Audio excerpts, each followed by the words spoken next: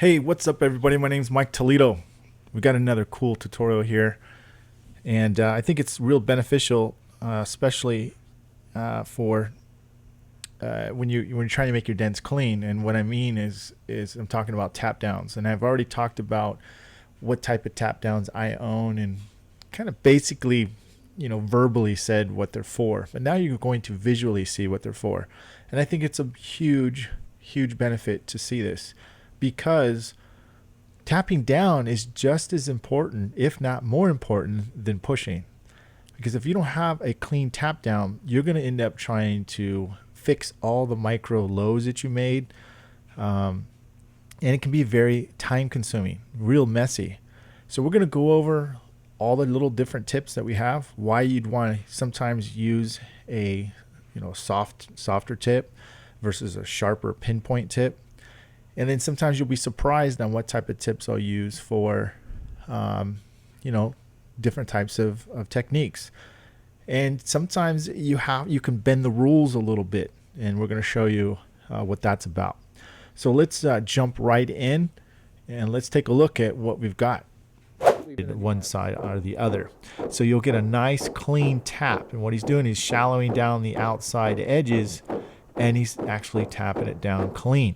Okay, not making any more lows and more work in the end. And notice how the tap down is perfectly straight up and down. He taps, lifts up, taps, lifts up, so he can see what the metal's doing. A lot of metal without doing a lot of damage. Okay, it really helps me a lot. Speed the process up. That's another thing when you're doing a dent, guys, and you know what you're doing. You can shave time like crazy. And that's why we have dent trainers, so you can shave a lot of time.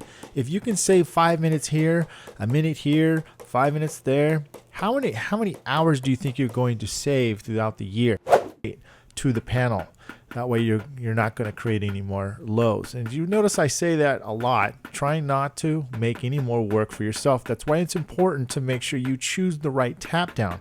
Again, it's just as important for tapping down as it is for pushing. This actually lasts the longest out of all of them I've ever used, and it works really well. I think you're going to be very happy with it.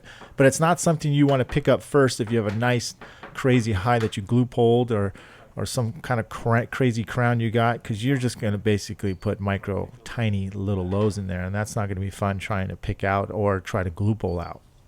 If you're using a too sharp of a tap down, you're going to create micro lows. And when you're glue pulling, that could be quite dangerous. So you'll have to over snap it for sure to get those micro lows out. Well, why create more work? Why create more steps? Use the R4 in this case. And if you are using lines, I like to bring the lines super close so that way it's not confusing. I don't have multiple lines looking at. So that's a tip for you.